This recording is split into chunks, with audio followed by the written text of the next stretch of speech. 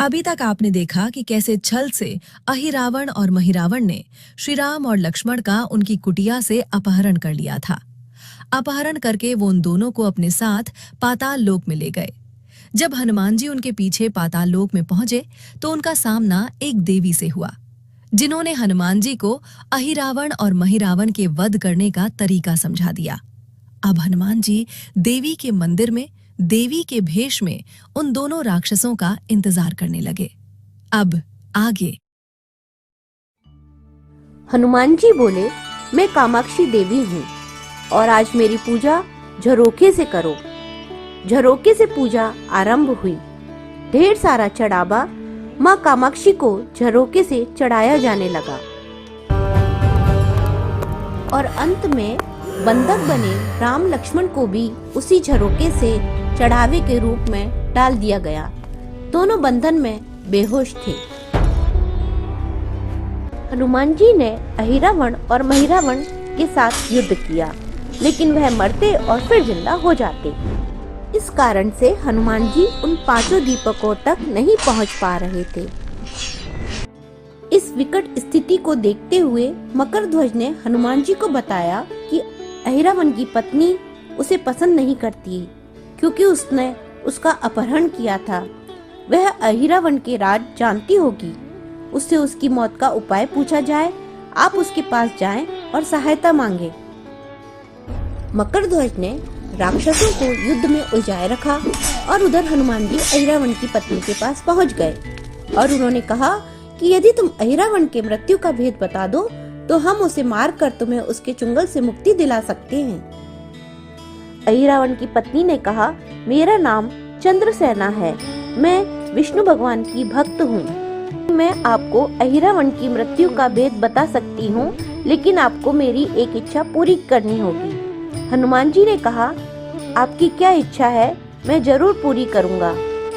चंद्रसेना ने कहा कि मैं अपने दुर्भाग्य को सौभाग्य में बदलना चाहती हूँ। अगर आप मेरा विवाह श्री राम से करने का वचन दें तो मैं अहिरावण के वध का रहस्य बताऊंगी। हनुमान जी सोचने लगे कि यह समय उचित निर्णय लेने का है। स्वामी के प्राण संकट में हैं। हनुमान जी बोले, तुम्हारी शर्त स्वीकार है, पर मेरी भी एक शर्त है। यह विवाह तभी होगा जब तुम्हारे साथ भगवान राम जिस पलंग पर आसीन होंगे वह सही सलामत रहना चाहिए। यदि वह टूट गया तो इसे अपशकुन मानकर वचन के पीछे हट जाऊंगा। चंद्रसेना ने कहा, बहुत समय पहले की बात है। कुछ राक्षसों ने भ्रामरी को पकड़ लिया और उसे तंग करने लगे। भ्रामरी साधारण भ्रामरी न थी। भ्रामरी की पीड़ा सुनकर अहिरावण और महिरावण को दया आ गई। उन्होंने अपने राक्षस मित्रों से लड़कर भ्रामरी को छुड़वा दिया। भ्रामरी का पति भौरा अपनी पत्नी की मुक्ति को देखकर प्रसन्न हुआ। भौरे ने वचन दिया कि तुम्हारे उपकार का बदला हम सभी भ्रमर जाति मिलकर चुकाएंगे। तब चंद्रसेना ने कहा कि यह भौरे अधिकतर शयन कक्ष के पास ही रहते हैं। दोनों राक्षसों को जब भी मारने का प्रयास किया जाता है तब भ्रमर उनके मुख में एक बूंद अमृत डाल देते हैं। उस अमृत के कारण ये दोनों राक्षस मरकर भी जिंदा हो जाते हैं। आपको पहले इन भंवरों को मारना होगा। हनुमान जी ने भंवरों का खात्मा शुरू कर दिया। वे आखिर हनुमान जी के सामने कहाँ तक टिकते। जब सारे भ्रमर खत्म हो गए और केवल एक बचा तो वह हनुमान जी से प्राणों की रक्षा की याचना करने लगा। हनुमान जी ने उसे क्षमा करते हुए एक काम सौंपा कि मैं तुम्हें प्राण दान देता हूँ, लेकिन तुम अहिरावण की पत्नी के पलंग की पार्टी में घुसकर जल्दी से जल्दी उसे पूरी तरह खोखला बना दो। उधर मायावी युद्ध जारी था। हनुमान जी ने मकरध्वज के साथ मिलकर दोनों राक्षसों को धराशायी कर दिया और उन्हें बंदी बनाकर माँ कामाक्षी के मंदिर में बलि देने के लिए ले गए।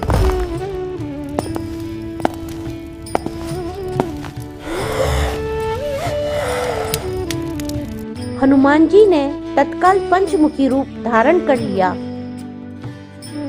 पश्चिम में गरुड़ मुख, उत्तर दिशा में वराहमुख, दक्षिण दिशा में नरसिंह मुख, आकाश की ओर हयग्रीव मुख एवं पूर्व दिशा में हनुमान मुख। उसके बाद हनुमान जी ने अपने पांचों मुख द्वारा एक साथ पांचों दीपक बुझा दिए। जैसे ही पांचों दीपक बुझे, दोनों राक्षस जलकर भस्म हो गए। हनुमान जी ने श्री राम और लक्ष्मण जी की मूर्छा दूर की। हनुमान जी ने कहा, प्रभु, अब आप अहिरावण और महिरावण के छल से मुक्त हो चुके हैं। इसके लिए हमें नागकन्या चंद्रसेना की सहायता लेनी पड़ी। फिर उन्होंने पूरा वृत्तांत श्री राम जी को सुनाया। श्री राम हनुमान जी की बात सुनकर चकरा गए। इससे पहले कि वह कुछ कह पाते, हनुमान जी ने ही कह दिया, भगवान, आप तो मुक्तिदाता हैं। अहिरावण को मारने का भेद इसी ने बताया है। इसके बिना हम उसे मारकर आपको बचाने में सफल ना हो पाते। हे कृपा निधान, इसे भी मुक्ति मिलनी चाहिए, परंतु आप चिंता न करें। बस आप इस पलंग पर बैठिए, बाकी का काम मैं संपन्न करवाता हूँ। हनुमान जी इतनी तेजी से सारे कार्य करते जा रहे थे कि उन्होंने भाववेश में प्रभु श्री राम की बाह पकड़कर उस सजे धजे विशाल पलंग पर बिठा दिया। श्री राम को समझ पाते कि तभी पलंग की खोखली पाटी चरमरा कर टूट गई। पलंग धराशायी हो गया। हनुमान जी हंस पड़े। चंद्रसेना से बोले, अब तुम्हारी शर्त पूरी हुई। अब मैं तुम्हें तुम्हारे लोग भेजने का प्रबंध करता हूँ। चंद्रसेना समझ गई कि उसके साथ छल हुआ है। मर्यादा पुरुषोत्तम राम के सेवक ने उनके साथ छल किया है, जो कि अनुचित है। मैं हनुमान को श्राप दूंगी। श्री राम ने चंद्रसेना को समझाया कि मैंने एक पत्नी धर्म से बंधे होने का संकल्प लिया है, इसलिए हनुमान जी को यह सब करना पड़ा। तुम उन्हें क्षमा कर दो। श्री राम ने कहा, मैं जब द्वापर में श्री कृष्ण अवतार लूंगा, तब तुम्हें सत्यभामा के रूप में अपनी पटरानी बनाऊंगा। हनुमान जी ने चंद्रसेना को उसके पिता के पास पहुंचा दिया। चंद्रसेना को प्रभु ने अगले जन्म में पत्नी बनाने का वरदान दिया था, इसलिए उसने भगवान विष्णु की पत्नी बनने की चाह में स्वयं को अग्नि में भस्म कर लिया। श्री राम और लक्ष्मण मकरध्वज और हनुमान जी सहित वापस लंका में सुमेर पर्वत पर लौट आए। यह हनुमान जी के पंचमुखी अवतार लेने की कथा का समापन है। बोलो पवन सुत हनुमान की जय। आपको ये वीडियो पसंद आया हो तो प्लीज इसे लाइक और शेयर करें, और इसी तरह की रोचक कहानियों को सुनने के लिए हमारे चैनल कथा सागर को जरूर सब्सक्राइब करें। And thank you for watching.